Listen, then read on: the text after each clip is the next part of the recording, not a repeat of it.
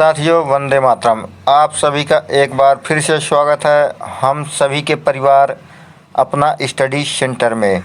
साथियों, अगर आप किसी भी टेट एग्ज़ाम की तैयारी कर रहे हैं या सिविल सर्विसेज की तैयारी कर रहे हैं या एमपी पुलिस किसी भी कॉम्पिटिटिव एग्ज़ाम की अगर आप तैयारी कर रहे हैं तो ये वीडियो आपके लिए बहुत ही हेल्पफुल और कारगर साबित होने वाली है। तो साथियों, आप सभी का एक बार पुनः स्वागत है हम सभी के यूट्यूब चैनल पर। साथियों, आज का जो हमारा विषय है वह है पॉलिटिकल साइंस यानी पॉलिटी के राजनीति विज्ञान के 6वें अध्याय भारतीय संविधान का इतिहास, जो हमारा आज का टॉपिक है। तो आज हम इस टॉपिक के विषय में बात करेंगे। तो चलिए देरी न करते हुए अपने इस शानदार सेशन को शुरू करते हैं। एक बार भारत माता की जय बोलकर इसको शुरुआत करते हैं। तो साथियों, आप यहाँ पे देखेंगे जो हम आज संविधान के बारे में पढ़ने वाले हैं। तो पहले हम अपने संविधान का क्या सामान्य अध्ययन करेंगे, यानी थोड़ी सी जानकारी लेंगे कि आखिर संविधान है क्या। तो साथियों, यहाँ पे आप देख सकते हैं कि संविधान नियमों उपनियमों का एक ऐसा लिखित दस्तावेज है जिसके अनुसार सरकार का संचालन किया जाता है। तो संविधान क्या है मेरे प्यारे साथियों? संविधान जो है तो वह नियमों और उपनियमों का एक ऐसा लिखित दस्तावेज है जिसके अनुसार हमारी जो सरकार है, चाहे वह किसी भी देश की सरकार, हर देश का अपना एक संविधान होता है। इसी प्रकार हमारे भारत का भी एक संविधान है। जो हमारे भारत की जो शासन प्रणाली है, शासन व्यवस्था है, वह जो है तो संविधान के अनुसार ही चलती है ना। संविधान के द्वारा ही हमारे जो भारत देश का चुनाव है वह हर 5 साल में होता है। तो इसका वर्णन संविधान में ही किया गया है। फिर संविधान क्या है कि देश की राजनीतिक व्यवस्था का बुनियादी ढांचा निर्धारित करता है। तो संविधान क्या करता है प्यारे साथियों? वह एक किसी भी देश का क्या बुनियादी ढांचा निर्धारित करता है। अगर संविधान नहीं रहेगा तो उस देश का अस्तित्व भी नहीं रहेगा, है ना। संविधान और क्या करता है कि यह राज्य की विधायिका, कार्यपालिका और न्यायपालिका की स्थापना करता है। उनकी शक्तियों और दायित्वों, कर्तव्यों का क्या करता है? सीमांकन करता है, यानी बंटवारा करता है ना। राज्य के मध्य संबंधों का भी नियमन करता है। तो संविधान क्या क्या करता है प्यारे साथियों?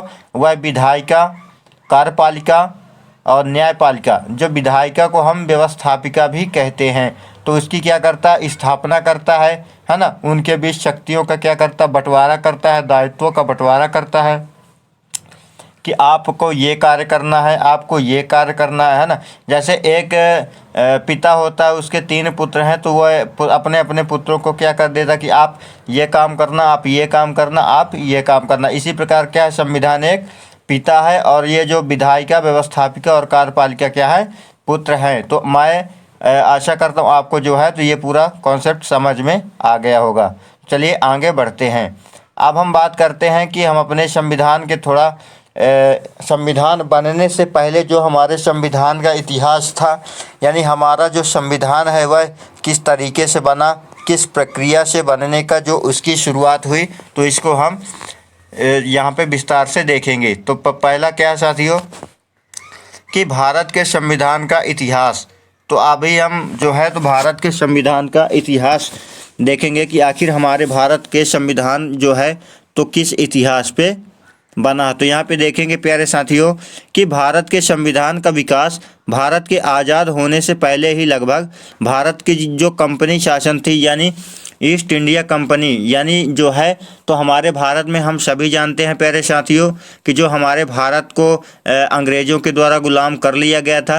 हमारे भारत देश में बहुत सारे विदेशी जो व्यापारी थे वो व्यापार करने आए, लेकिन अंग्रेज़ों ने आकर यहाँ देखा कि यहाँ जो है तो यहाँ के लोगों के बीच क्या है कि मध्यस्थता नहीं है, एकता नहीं है। तो उन्होंने जो है तो फूट डालो और राज करो की नीति अपनाई और उसके अनुसार उसके थ्रू क्या है हमारे देश पर कब्जा कर लिया।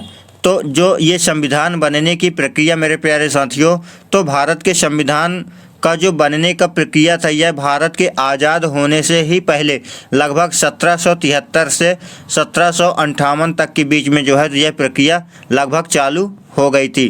तो ये जानकारी साथियों हम में किसी को भी नहीं होगी, लेकिन आज जो है तो ये सारी जानकारियाँ आपको विस्तार से मिलेगी। तो किस प्रकार हमारे संविधान के बनने की प्रक्रियाएँ चालू हुई थी, इसको हम बारी बारी से और पढ़ेंगे। ये जो सेशन बहुत ही मज़ेदार, बहुत ही शानदार होने वाला है। आप लोग बढ़िया ध्यान से पढ़िए, मन लगा के पढ़िए, क्योंकि कंपटीशन बहुत टफ है, बहुत मेहनत लगती है। मेहनत जो करता वही आगे बढ़ता है। तो यहाँ पे देखेंगे प्यारे साथियों, ये भारत में कंपनी शासन जो रेगुलेटिंग एक्ट, तो जो भारत में जो अंग्रेज थे यानी ईस्ट इंडिया कंपनी थी, उसने एक क्या लाया, एक्ट लाया यानी कानून लाया, जो भारत में जो कंपनी रेगुलेटिंग एक्ट 1773 में यह कानून लाया गया। इस कानून के तहत क्या था साथियों कि कंपनी के कर्मचारियों को निजी व्यापार तथा भारतीय लोगों से उपहार व रिश्वत लेना प्रतिबंधित कर दिया गया। तो किस एक्ट के यानी किस कानून के तहत कर दिया गया? तो रेगुलेटिंग एक्ट 1773 के तहत जो कंपनी के कर्मचारी थे, जो ईस्ट इंडिया कंपनी के कर्मचारी थे, अधिकारी थे, तो उनको व्यापार करने के यानी वो अपना स्वयं का व्यापार नहीं कर सकते, है ना। जो भारतीय लोग थे उनसे ना ही वो उपहार ले सकते थे, ना ही उनसे रिश्वत ले सकते थे। अगर वो ऐसा करते हैं तो उनके लिए जो है तो कड़े कानूनों का भी प्रावधान किया गया था, है ना। फिर क्या कि मुंबई तथा मद्रास प्रेसिडेंसी को बंगाल प्रेसिडेंसी के अधीन कर दिया गया था। यानी जब ये रेगुलेटिंग एक्ट 1773 लाया गया तो जो मुंबई और मद्रास की जो प्रेसिडेंसी है उसको मिलाकर किसमें, बंगाल प्रेसिडेंसी के अधीन कर दिया गया। जैसे अगर हम एग्जाम्पल की बात करें तो हमारे यहाँ जो कि उच्च न्यायालय कहाँ, जबलपुर में है, लेकिन एक खंड क्या है, खंडपीठ ग्वालियर में है, और एक खंडपीठ कहाँ है, इंदौर में है। लेकिन इसका जो पूरा कार्यभार है, जो पूरी शक्तियां जो है तो इंदौर जबलपुर हाई कोर्ट के अधीन है। तो इसी प्रकार मुंबई और मद्रास जो अलग अलग प्रेसिडेंसी थी उनको क्या है कि किस में मिला दिया गया, तो बंगाल प्रेसिडेंसी के अधीन कर दिया गया था। यानी पूरा कंट्रोल जो है तो बंगाल प्रेसिडेंसी के पास था, है ना। फिर देखेंगे साथियों कि बंगाल प्रेसिडेंसी में गवर्नर जनरल में 4 सदस्यों वाली परिषद का नियंत्रण में सरकार की स्थापना की। इस एक्ट के तहत बंगाल के गवर्नर जनरल लॉर्ड वारेंस हेस्टिंग्स थे। तो बंगाल प्रेसिडेंसी में जो गवर्नर जनरल थे उनमें 4 सदस्यों वाली क्या थी, परिषद की नियंत्रण थी। इसमें जो है तो 4 सदस्यों वाली परिषद थी जो नियंत्रण का कार्य करती थी तथा सरकार की स्थापना की। इस एक्ट के तहत क्या कि बंगाल के गवर्नर जनरल लॉर्ड वारेंस हेस्टिंग्स थे। तो ये बहुत ही महत्वपूर्ण है, आप इसको जो है तो नोट कर लीजिए, और आप लोग जो है तो रफ कॉपी लेकर बैठिए और जो इम्पोर्टेंट टॉपिक है उसको आप नोट करते जाइए। तो उस समय बंगाल के गवर्नर कौन थे, लॉर्ड वारेन हेस्टिंग्स थे, है ना। बंगाल के गवर्नर को तीनों प्रेसिडेंसियों का गवर्नर जनरल कहा जाता था।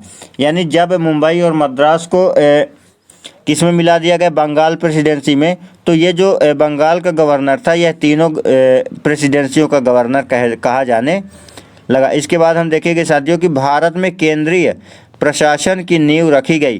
तो भारत में कब नींव रखी गई, तो 1773 में जो है तो केंद्रीय प्रशासन की नींव रखी गई। कोलकाता में एक सुप्रीम कोर्ट की स्थापना की गई। तो इसी दौरान जो है तो कलकत्ता में क्या है कि एक सुप्रीम कोर्ट की स्थापना की गई, और वो कब की गई प्यारे साथियों, 1774 में। 1774 में एक सुप्रीम कोर्ट, यानी ये जो हमारा सुप्रीम कोर्ट, इससे पहले भी 1774 में एक सुप्रीम कोर्ट की स्थापना की गई थी। वह कहाँ, कलकत्ता में, जिसमें एक मुख्य न्यायाधीश एवं 3 अन्य न्यायाधीश थे। तो उसमें भी क्या थे, एक जो मुख्य न्यायाधीश थे और जो अन्य 3, जिस तरह हमारे सुप्रीम कोर्ट में क्या कि एक मुख्य न्यायाधीश होता है और 3 अन्य न्यायाधीश होते हैं। भारत में कंपनी के राजस्व, नागरिकों एवं सैन्य मामलों के संबंध में ब्रिटिश सरकार को रिपोर्ट देने के लिए कंपनी ने एक निदेशक मंडल को आवश्यक कर दिया था। तो कंपनी ने और क्या किया कि कंपनी ने जो है तो कंपनी का जो राजस्व यानी टैक्स था, कर था, और जो नागरिकों और जो सेना से संबंधित मामलों के संबंध में जो ब्रिटिश शासन को क्या देने के लिए, रिपोर्ट देने के लिए क्या की थी, एक निदेशक मंडल की भी स्थापना की थी। यानी वो निदेशक मंडल का यह कार्य था कि वह भारत के जो ईस्ट इंडिया कंपनी की जो कर वगैरह है ना, टैक्स वगैरह है, तो नागरिकों और सेना के जो मामले थे उसको उस बारे में जो है तो अपनी जांच रिपोर्ट देने के लिए जो है एक आवश्यक मंडल की स्थापना की गई थी। तो ये हमने बात किया साथियों भारत में रेगुलेटिंग एक्ट 1773 की। अब हम दूसरे अधिनियम के बारे में बात करेंगे, समझौता अधिनियम।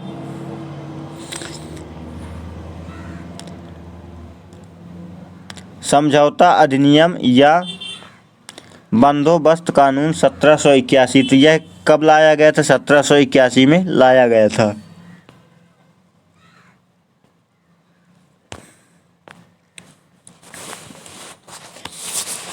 तो साथियों 1781 के संशोधन अधिनियम ने सर्वोच्च न्यायालय के अधिकार क्षेत्र को क्या कर दिया कि गवर्नर जनरल तथा काउंसिल से मुक्त करके साथ ही कंपनी के लोक सेवकों के द्वारा अपने कार्यकाल में संपन्न कार्यवाहियों के लिए मुक्त कर दिया। तो चलिए इसको समझते हैं कि 1781 में जब यह संशोधन हुआ तो सर्वोच्च न्यायालय का जो अधिकार क्षेत्र है, यानी पहले क्या था कि गवर्नर लोग किस में आए थे, प्रेसिडेंसी, वो सर्वोच्च न्यायालय के अधिकार क्षेत्र में थी। लेकिन 1781 के अधिनियम यानी बंदोबस्त कानून के तहत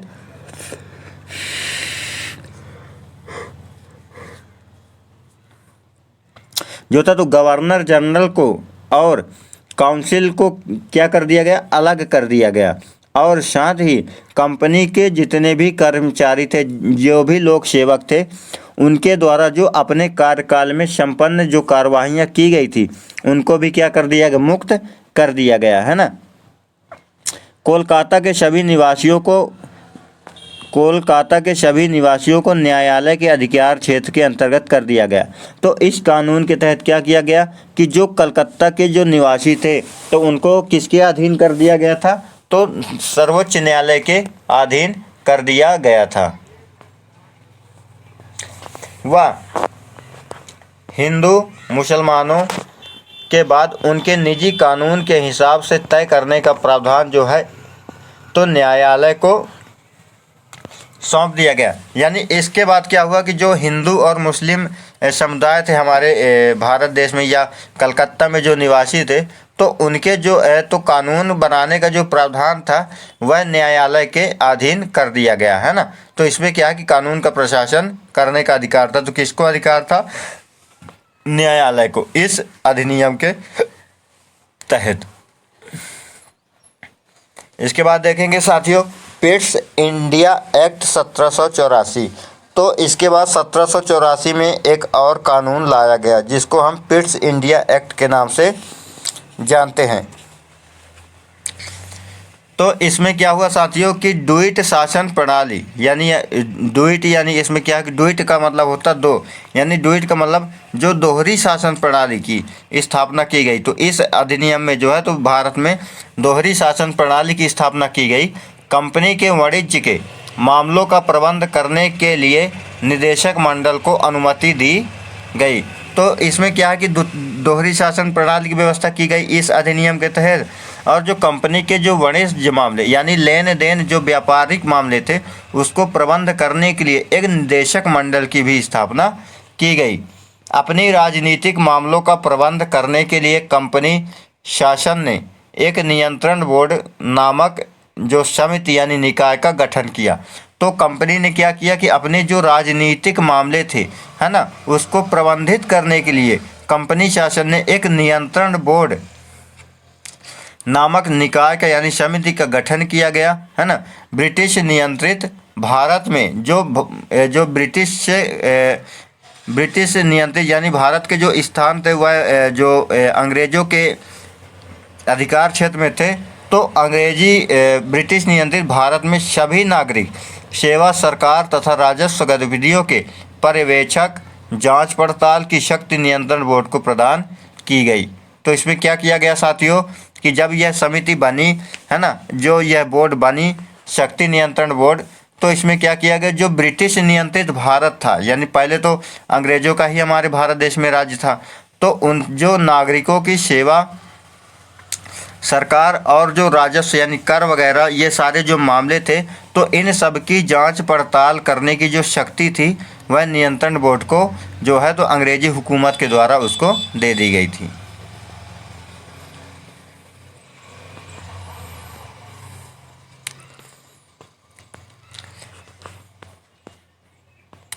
इसके बाद देखेंगे साथियों हम चार्टर अधिनियम 1813।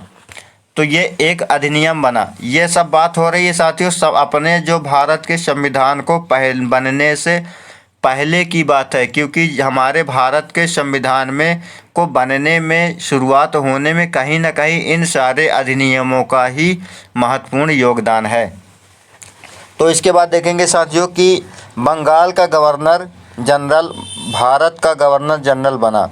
तो जो बंगाल का गवर्नर जनरल था, चूँकि बंगाल का जो गवर्नर जनरल था वह मुंबई का भी था और मद्रास का भी था। तो जब ये अधिनियम बना 1813 में, तो बंगाल का जो गवर्नर जनरल था जो वर्तमान में उस समय, तो वही क्या कि भारत का गवर्नर जनरल बन गया, है ना, उसी को जो है तो भारत का गवर्नर जनरल बना दिया गया। तो जो भारत के प्रथम गवर्नर जनरल कौन थे, विलियम बेंटिंक थे।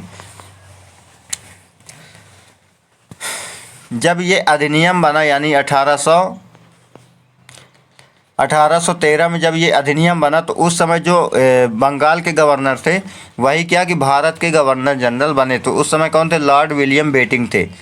सभी नागरिक और सैन्य शक्तियों को निहित किया गया। तो इस अधिनियम के तहत जब ये अधिनियम बना, तो जो भारत के सभी नागरिक थे और जो सेना से संबंधित जो शक्तियाँ थी वह इसी अधिनियम के तहत क्या किया गया, शक्तियों को निहित कर दिया गया। संपूर्ण ब्रिटिश भारत की अन्य विधायी शक्तियाँ कंपनी विशुद्ध रूप से प्रशासनिक निकाय बन चुकी थी। तो इस समय क्या हुआ था कि क्योंकि ब्रिटिश शासन द्वारा अधिनियम कानून कई सारे बनाए जा रहे थे, तो जिसके कारण क्या थी, जो कंपनी शासक ब्रिटिश कंपनी थी वह एक प्रशासनिक इकाई जो है तो धीरे धीरे उसमें परिवर्तित हो रही थी।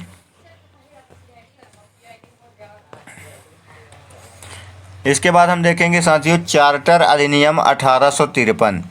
तो एक और चार्टर अधिनियम बना था 1853 में। तो इस अधिनियम के तहत कि भारत का गवर्नर जनरल की परिषद में विधायिका, यहाँ पे विधायक नहीं है, यहाँ पे विधायिका है साथियों, है ना, यहाँ पे विधायिका है, ये हो गई और ये है ना, ये विधायिका। तो भारत का गवर्नर जनरल की परिषद, यहाँ पे परिषद है, परिषद और विधायिका और प्रशासनिक कार्यों को पृथक्करण किया गया।